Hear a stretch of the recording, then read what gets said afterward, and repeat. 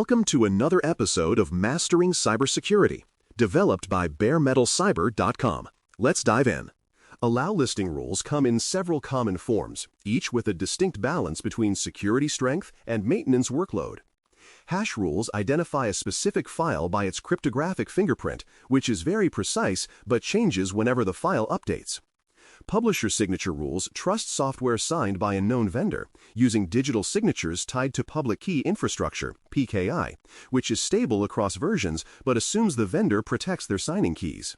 Path rules approve files found in certain directories, which are easy to manage but can be risky if attackers can write into those locations. File attribute rules consider properties like version or product name, which help in limited cases but are weaker than signatures or hashes. A practical strategy combines these methods so daily updates remain smooth while untrusted files remain blocked. Different platforms provide different building blocks, and understanding those differences helps set proper expectations for teams. One operating system, OS, may favor signature-based enforcement with kernel-level controls, while another leans on policy engines that evaluate multiple rule types during program launch. Some environments include learning or audit modes that record what would have been blocked, allowing teams to refine policies before turning on enforcement. Enterprise management tools often add central dashboards, policy templates, and reporting pipelines to handle large fleets with consistent rules. Third-party solutions sometimes unify mixed operating systems under one console, yet they still depend on the underlying platform's ability to enforce decisions reliably. Choosing a platform approach is therefore as much about administration and reporting as it is about raw enforcement features.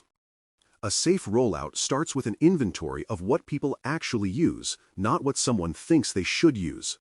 Most tools can run in a learning or audit load, which records attempted executions and helps build a candidate baseline without breaking daily work. Group software by business role and risk, since a finance workstation differs meaningfully from a development server in both tools and tolerance for disruption. Pilot with a small, motivated team that can provide quick feedback and tolerate brief adjustments while policies mature. When the pilot produces stable logs and a manageable exception volume, expand to a wider group in phases, keeping the ability to revert quickly if needed. This measured path builds trust while proving that enforcement is both practical and helpful. A useful baseline allow list covers the operating system itself, approved business applications, trusted updaters, and the installers those updaters legitimately use. Many problems come from forgetting support components like runtime libraries, printer drivers, or background services that accompany otherwise familiar tools. Document each baseline item with its source, how it updates, and the rule type chosen, because that information simplifies future maintenance. Avoid broad approvals for entire drives or user-writable folders, since those decisions invite abuse and make investigations harder. When possible, favor signature-based or vendor-scoped rules for products that update frequently, and reserve hash rules for fixed utilities that rarely change. A clean baseline lowers noise, making every unexpected block more meaningful and easier to triage. Good programs sometimes need exceptions, and a simple, predictable process keeps exceptions from becoming hidden backdoors. An exception request should describe the business purpose, the software source, and the time window needed, along with the specific system or user. Approval should come from a role that understands both business impact and security trade-offs, rather than from whoever asks most urgently. Emergency overrides can be allowed for true outages, but they should create short-lived rules that expire automatically and generate auditable records. At the end of each month, review open exceptions, retire those that no longer apply, and convert valid long-term needs into baseline entries. This rhythm prevents exception sprawl while keeping work moving without unnecessary delays. Updates and new versions deserve special attention because they can break strict allow lists if handled carelessly. Hash rules require recalculating fingerprints for every updated file, which is tedious for fast-moving applications and sometimes too brittle for busy teams. Publisher signature rules usually ride through version changes smoothly, provided the vendor continues signing with the same identity and follows consistent packaging practices. When a product changes its signer or installer format, test the update on a small group and capture new rules in a controlled change ticket.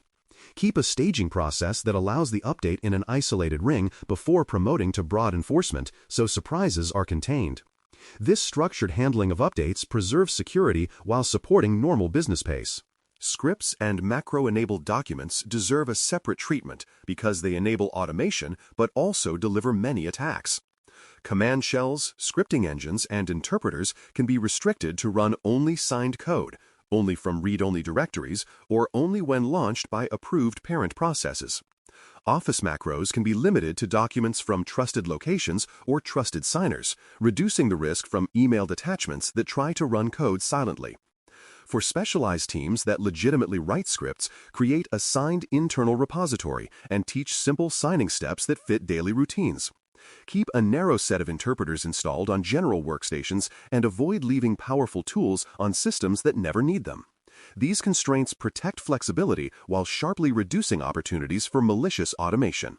Common bypasses often come from small oversights rather than expert adversaries, which makes careful configuration especially important. Writable directories combined with broad path rules allow a user or attacker to drop a program into an allowed folder and run it without resistance. Portable applications that carry their own libraries can run from user profiles if policies do not consider those paths carefully. Overlapping rules can create unintended holes where a wide allow rule quietly cancels the effect of a precise block.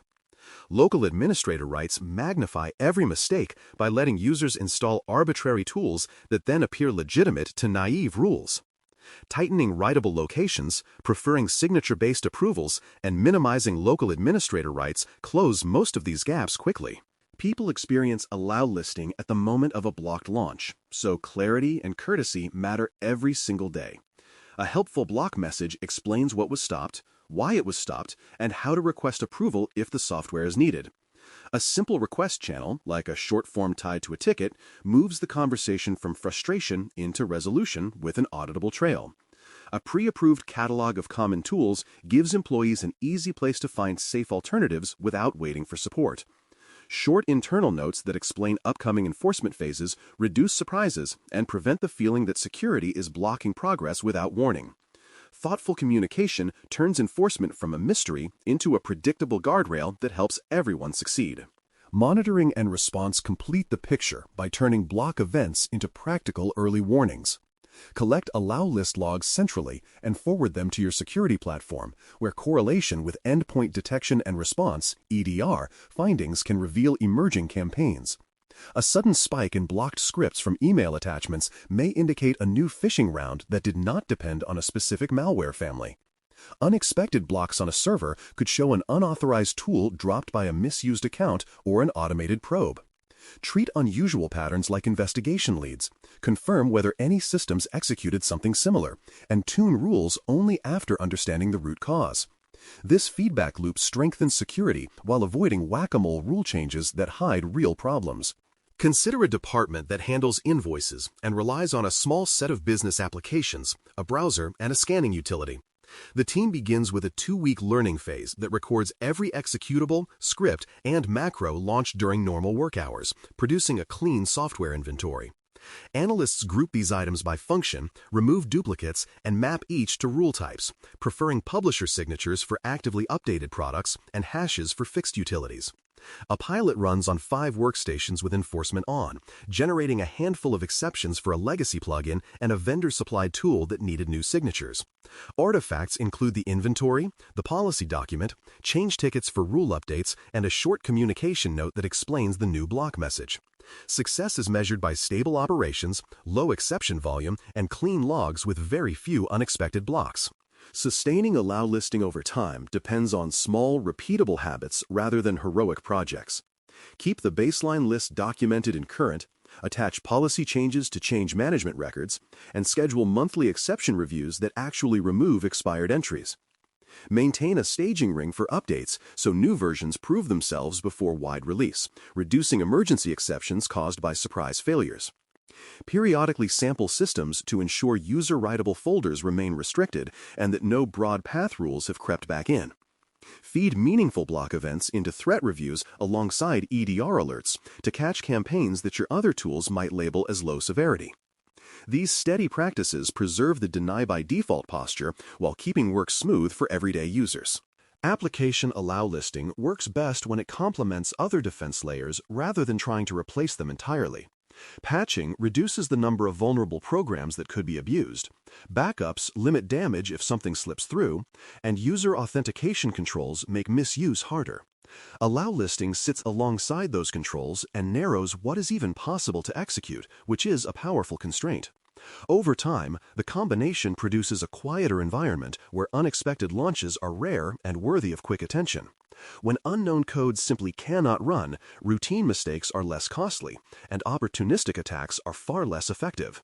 This is the practical value of allowing only what you trust to run every single day. In summary, application allow listing narrows software execution to a known, trusted set and prevents unknown programs from launching by default. A careful rollout that inventories real work, builds a documented baseline, and pilots enforcement keeps disruption low and confidence high. Stable rules for updates, clear exception handling, and thoughtful communication maintain momentum, while monitoring turns block events into helpful early warnings. Combined with patching, backups, and authentication, allow listing provides a durable layer that reduces everyday risk in a straightforward and understandable way. Thanks for listening. For more audio courses, daily newsletters, and more, please visit baremetalcyber.com.